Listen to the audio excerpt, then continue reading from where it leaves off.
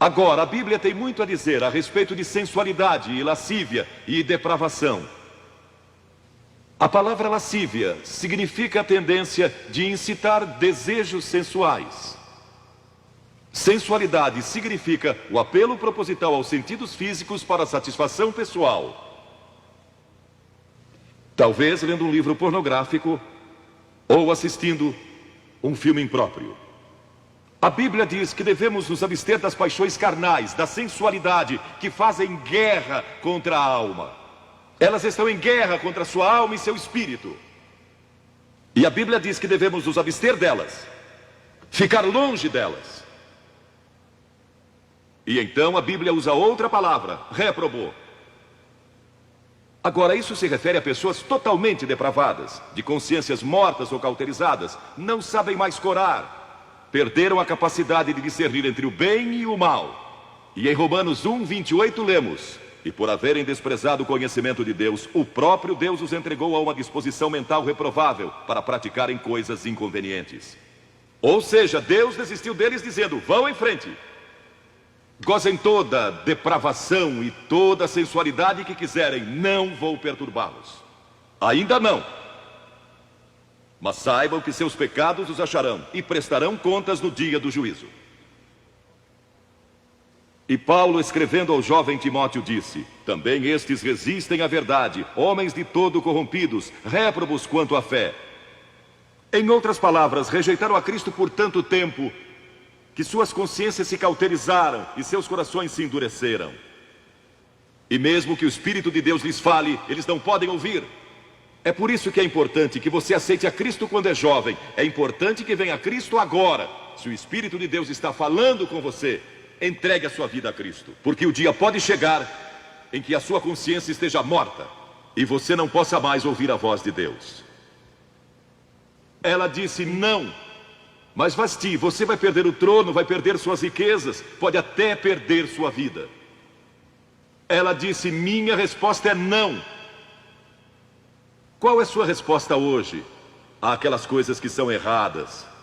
À mentira, à lascívia, à cobiça, ao preconceito racial? Qual vai ser? Você vai disciplinar seu corpo? Vai permanecer firme às convicções que Cristo e a Bíblia ensinam? Ou vai ceder e seguir pelo caminho largo que leva à destruição? Ou vai entrar pela porta estreita e pelo caminho apertado que conduz à vida eterna? Qual vai escolher? Você tem uma escolha hoje. Deus nunca vai forçá-lo a escolher. E então houve um outro jovem, um jovem chamado Daniel. E a Bíblia diz que Daniel resolveu em seu coração que não se contaminaria com as finas iguarias do rei, nem com o vinho que ele bebia. Agora, Daniel era um jovem que tinha um propósito. Ele havia sido capturado em Jerusalém. Quando o exército de Nabucodonosor invadiu a cidade, ele foi capturado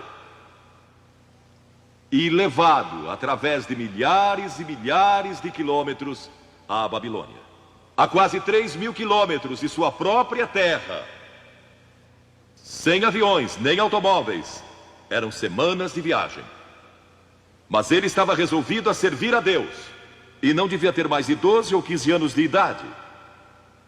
E Nabucodonosor, o grande rei, levara cativos de Jerusalém para a Babilônia. E ordenou que aqueles jovens, em quem não havia defeito, de boa aparência, instruídos em toda a sabedoria, fossem ensinados em sua corte, para que ele pudesse usá-los. Ele queria usar aqueles jovens judeus, porque sabia que eles tinham um dom especial. E durante o período de treinamento, mandou que lhes dessem os melhores vinhos e as mais finas iguarias, e todos os confortos disponíveis na corte de Nabucodonosor. Mas Daniel disse: não. Não quero o vinho do rei, e não quero as iguarias do rei. Quero dormir no chão, não numa cama de penas. Quero viver uma vida simples e também disciplinada. Que diferença dos que mal podem esperar pelo dia em que possam sair de casa e se divertir. Mas não Daniel. Daniel estava longe de casa e ninguém saberia se ele fizesse algumas dessas coisas. Ninguém saberia se ele tivesse uma namorada e dormisse com ela.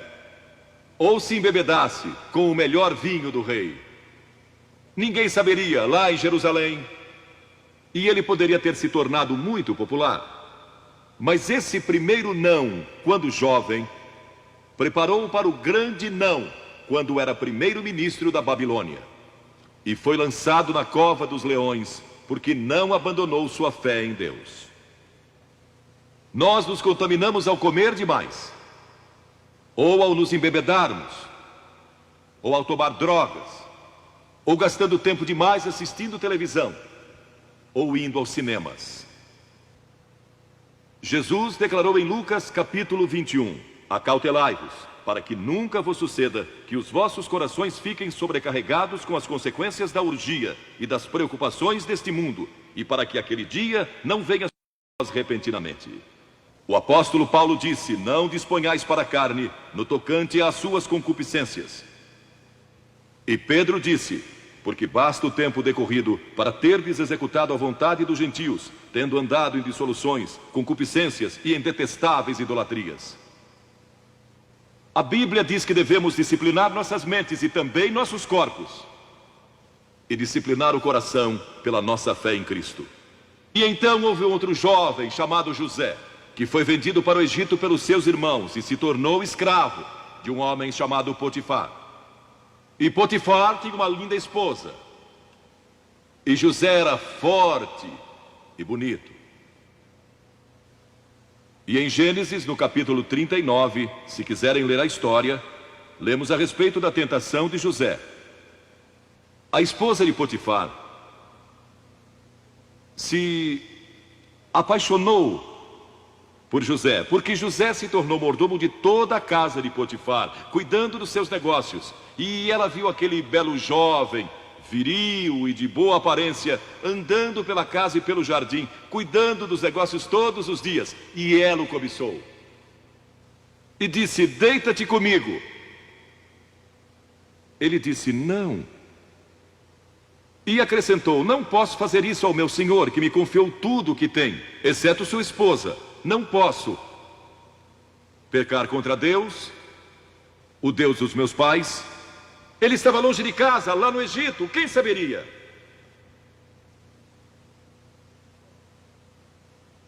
Mas disse não.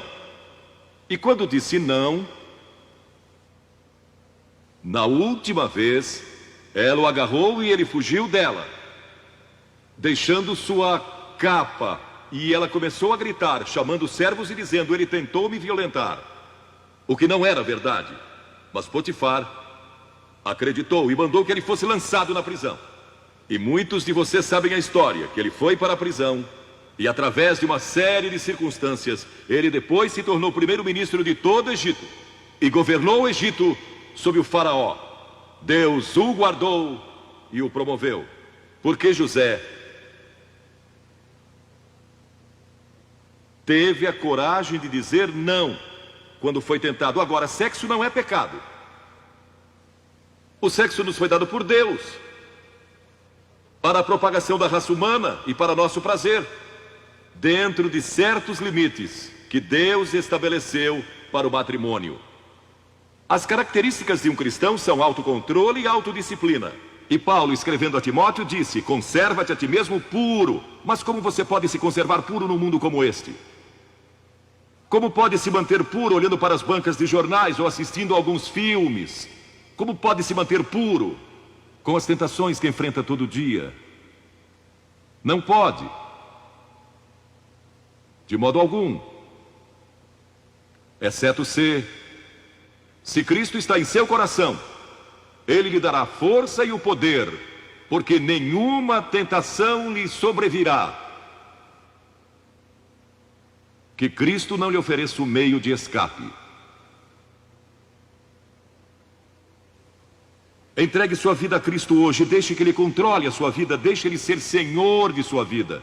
Deixe que Ele controle essa área de sua vida, sua mente, seu corpo e sua vida sexual. Deixe que Ele tome conta dela.